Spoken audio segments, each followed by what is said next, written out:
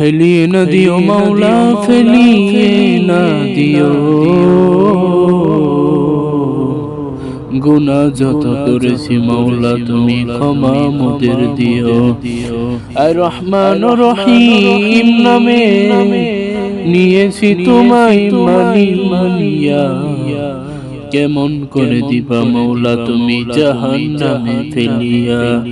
আয় আসমান জমিনের মালিক আল্লাহ, আমরা পাপী তাপী নালায়েক গুনাহগার বান্দা, আজকে তোমার কাছে হাত বাড়াইলাম গো মালিক, তুমি আমাদের জীবনের যৌবনের সকল গুনাহগুলি ক্ষমা করিয়া দাও।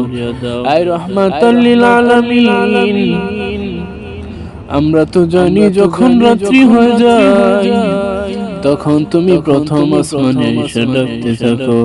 এর জন্য কবি বলেন, উদয়ত বীর হয় রজনী যখন, নীরবে প্রভুর নাম জপিও তখন। প্রভুর করুণা যদি পাইবারে চাও, প্রভুর করুণা যদি পাইবারে যাও, গভীর রাতে উঠে প্রভুর গুণগান গাও। আর রহমান রহিম, আমরা তোমার পাপী তাপী নালায়েক বান্দা গো মালিক, তুমি আমাদেরকে ফেলে দিও না।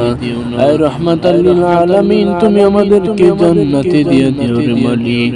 আমরা জানি না কিভাবে তোমার ইবাদত করতে হয়, আমাদের জানা নাই, কিন্তু তবু তোমার দরবারে আসিয়া দুই হাত জোর করে ক্ষমা চাইতেছি মাওলা, তুমি আমাদের ক্ষমা করে দাও।